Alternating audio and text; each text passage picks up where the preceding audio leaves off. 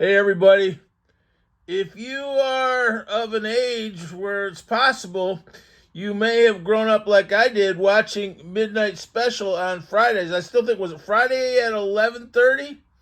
If I'm not mistaken, or maybe it came out at midnight. I don't remember, but I remember it was Friday. I'm pretty sure it was ABC. But I picked up this book. It's by B.R. Hunter. It was published in 1997, and it's on the Midnight Special. And it's really on the old TV show, which was named after the Huddie Ledbetter song. And I thought we'd look through a few pages of it. We won't look through the whole thing today. Maybe we can do the rest later. But I thought we'd look through the first season. So you got some of the copy information here. The 1973 season. Okay, now this was the pilot episode. Let me see if we can get it here. This was the pilot episode. It aired on August 19th, 1972. And I'm a John Denver fan, so I've seen clips from this a long time. I don't remember seeing it in 1972 when it was on.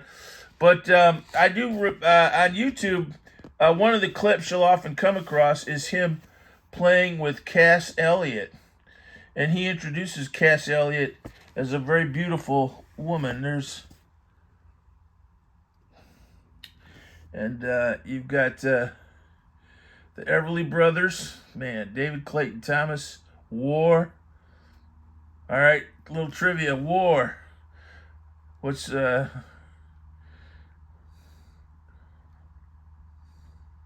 they do the Cisco Kid, Helen Reddy. The Isley Brothers, Sherry Chapin. Okay. So this was the pilot episode of a great, is that the Everly Brothers there, Phil and Don?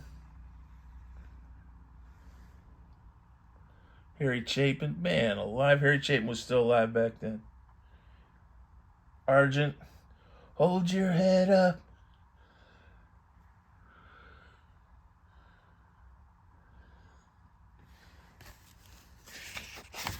Okay, now that was kind of the pilot episode. Then we come to the 1973 season. Okay, here's the first proper episode, as it were, I guess. All right, and the first proper episode would have been February 2nd, 1973. There's Helen Reddy, Ike and Tina Turner, The Byrds, Curtis Mayfield, Don McLean, George Carlin. And boy, was he funny back then. That was 7 dirty words you can't say on TV, and the Hippy Dippy Weatherman. I remember those. Look at Helen Reddy. If I'm not careful, if you're not careful, you might get her mixed up with Anne Murray. For some reason, Ed McMahon. You know what? I almost won $10 million from Ed McMahon a while back. Stressful, though. He wanted me to tell him in advance whether I'd like $1 million a year for 10 years or $500,000 a year for 20 years. I couldn't make up my mind. There's Curtis Mayfield. Man alive. Freddie's dead. You know that Curtis Mayfield, some people might call him a forerunner of rap, but he was much more musical than that. I don't know. I just remember when I think of like really early 70s soul, kind of I'll say it, kind of inner city ghetto soul. I always associate him with like Detroit. I don't know where he's from. But look, there's the Byrds. Oh man. Ike and Tina Turner. There's George Carlin.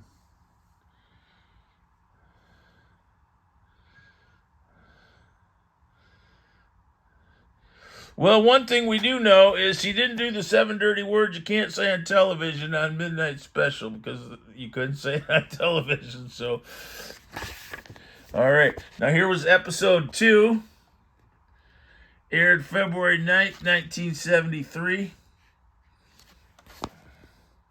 Wolfman Jack, Johnny Rivers. Did Johnny Rivers do Battle of New Orleans? Or is that Johnny Horton? Johnny Rivers, I can't. Long distance information. I'm gonna embarrass myself. Steely Dan. That you see that Steely Dan clips on there a lot too. I think that was the early Steely Dan period. The Spinners, Albert Hammond. It Never Rains in Southern California. Okay, that's Johnny Rivers.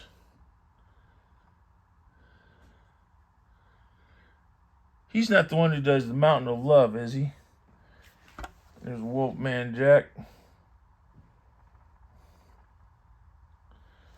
American Graffiti. That was a good movie that came out around this time with him in it.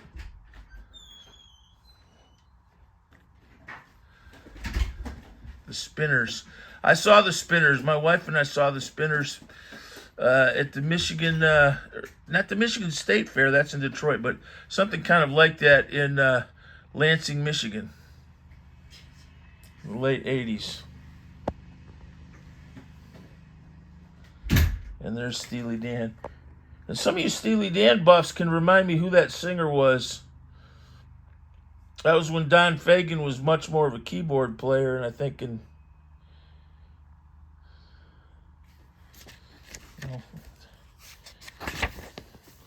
for some reason I've always thought I wouldn't want to work for Steely Dan. I wouldn't want to, because I think he and Don Fagen and Walter Becker kind of took over that band, but I don't know. That sounds like they were pretty controlling, but man, they did some good music.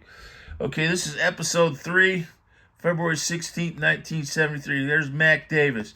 I remember that TV show he had at that time. Mac Davis, Waylon Jennings. Look at the variety of music.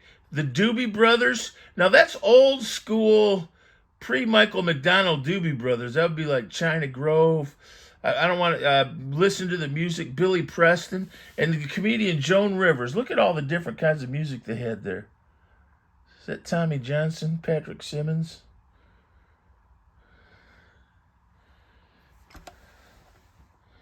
The Doobie Brothers.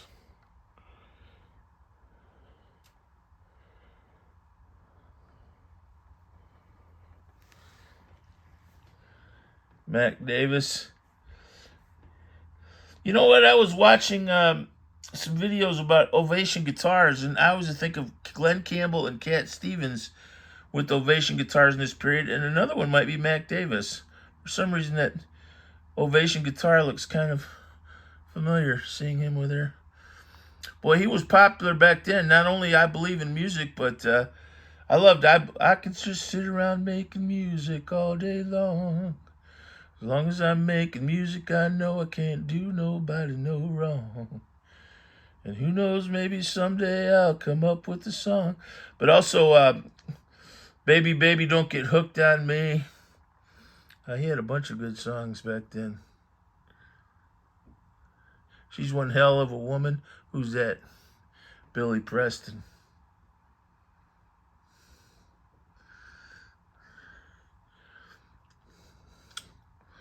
You know what that is? It's an afro. I remember afros. Okay, this is episode 5, February 23rd, 1973. Anne Murray. Okay, and then we had Helen Reddy. Now, I don't know why they're... See, Anne Murray did like Snowbird. Helen Reddy did I Am Woman. And Anne Murray did Cotton Jenny by Gordon Lightfoot. She was Canadian, right? But there's the Nitty Gritty Dirt Band. And I'm a Nitty Gritty Dirt Band fan, so I've seen clips of this. At least some of these are on YouTube. So you can see probably a lot of these clips on YouTube. Steve Martin. And you know, Steve Martin was a great banjo player. I remember seeing that. Don McLean, man. Anne Murray. There's Wolfman Jack. And here we've got Sonny Terry and Brownie McGee. That's some old school blues, isn't it?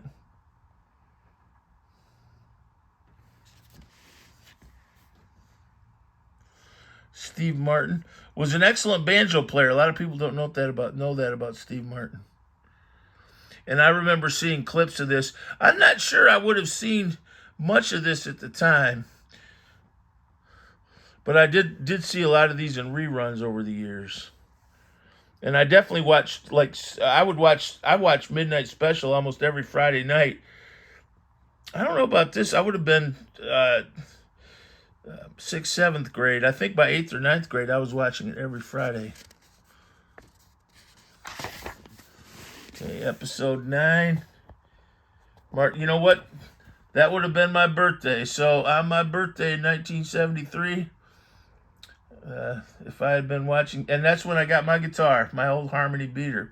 But there's Ray Charles, Aretha Franklin, Earl Scruggs. What a mixture of music. You going to see that at a concert today? Ray Charles and Earl Scruggs?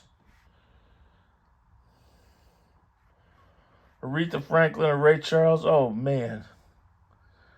And Earl Scruggs. Is that Josh Graves on Dobro, maybe? Episode 10. The Bee Gees. Gladys Knight and the Pips. Jerry Lee Lewis, and Johnny Nash. Johnny Nash is that, I can see clearly now the rain is gone. There's old killer Jerry Lee Lewis.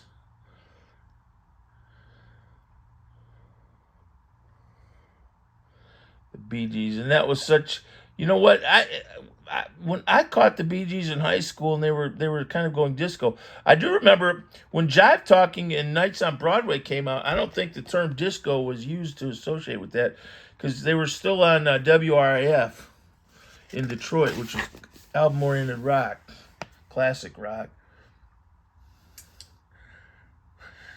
And I remember really liking Jive Talking and Nights on Broadway. Then after disco came out a year or two later, I decided it kind of sounded like disco and I didn't listen to it, which I guess is a bias I used to have.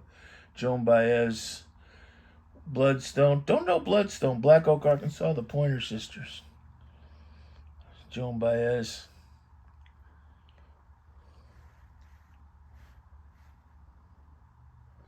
Wilson Pickett. Jim Dandy to the rescue.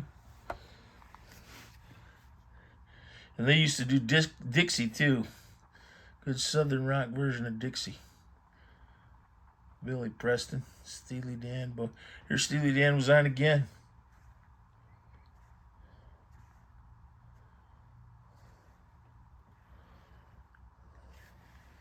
Is that Bo Didley?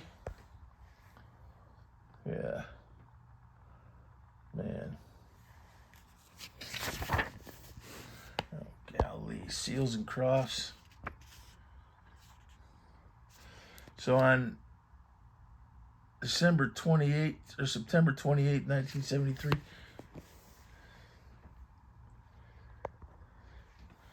So on September 28th, 1973, you had Seals and Crofts, T-Rex, Arlo Guthrie, Uriah Heep. Man alive. Uriah Heep, and look at that. Paul Butterfield, Ramblin' Jack, Elliot, Leo Kotke. The great 12-string guitar player, Leo Kotke. Arlo Guthrie. Paul Butterfield. You might have you ever heard me talk about the time I met Gabe Butterfield?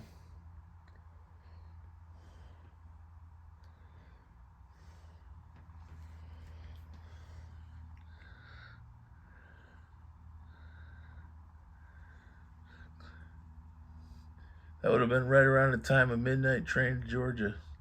Focus. You know, I think I've got a Focus album up there, and I don't know anything about them, and I can't name one song. But I have actually somewhere along the lines, I picked up a Focus album. Gladys Knight and the Pips. B.B. King. Golly. I'm going to say, there's right. Is that the Faces? Oh, that's Focus. Earth, Wind, and Fire.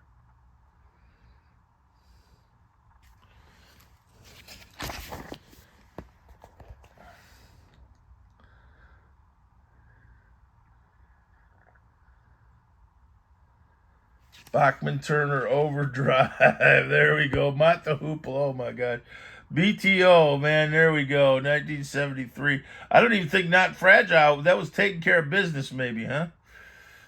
Would be the current. Yep, Taking Care of Business. You ain't seen nothing yet. Oh my goodness. What, old Randy Bachman.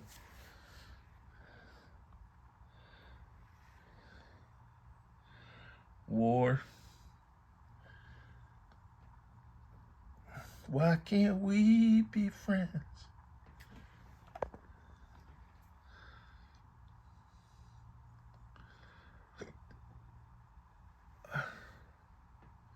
There's Mott the Hoople.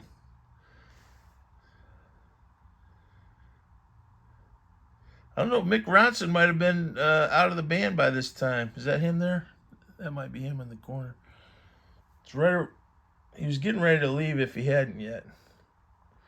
It's a little band called Bad Company. Episode 42. The book skipped some episodes. I don't know if they just didn't have them, or there's aren't any information about them or something. They're lost. Marianne Faithfull. Troggs, Carmen. What did Carmen do? Maybe Bowie.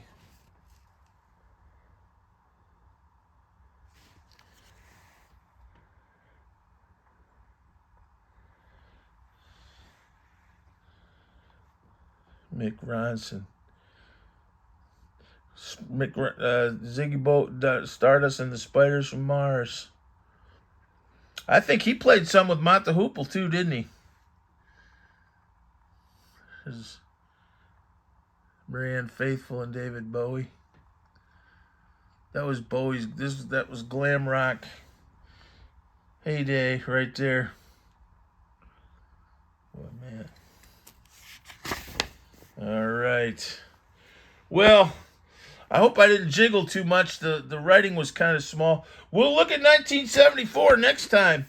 What I'm struck with is what a variety of music was in popular music, and it was not so segregated, you got Leo Kotke, Earl Scruggs, the Isley Brothers, Curtis Mayfield, the Doobie Brothers, David Bowie, glam rock, Mick Ronson. You've got some diverse people there. The Everly Brothers. Man, great show. And the reason it's a great show, if you like the history of TV, is because we had great music in that period. Thanks. God bless.